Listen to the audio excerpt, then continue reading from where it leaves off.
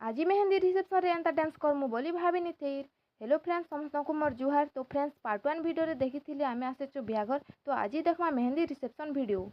हाय मते के चिन्हिच please comment करबो और जे माने मते चिन्हिच जे माने तांको चिन्हिच मिसी किना वीडियो देखुच बोले प्लीज तांकर वीडियो रे कमेंट करो मोर वीडियो रे कमेंट करबो हला और भल लागले लाइक करूम चैनल के सब्सक्राइब करूम बहुत के शेयर करूम और कमेंट करूम जार द्वारा कि हमर आमे मोटिवेट हेमु हला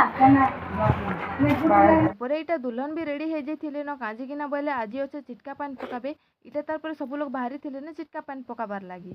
आउ इमाने हेउछन मोर फॉलोवर माने इमानकर ना हला राखी आउ से मानकर ना हला मधुस्मिता। तो मोर ना भी मधुस्मिता बोले सुनी करी खुश लागी गला।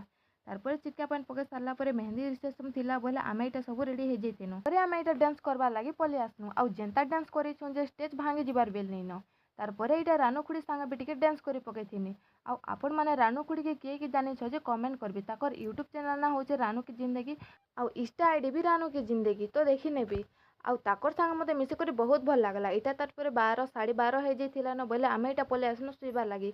इटा हेउचे नेक्स्ट दिनर वीडियो। तो आमे इटा सब हल्दी लागी रेडी हे जेथिनु न आउ इटा गंसा मंगला भी आरंभ हे जेथिला न।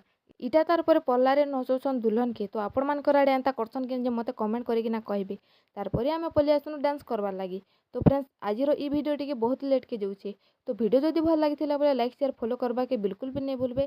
Thanks for watching Juhar.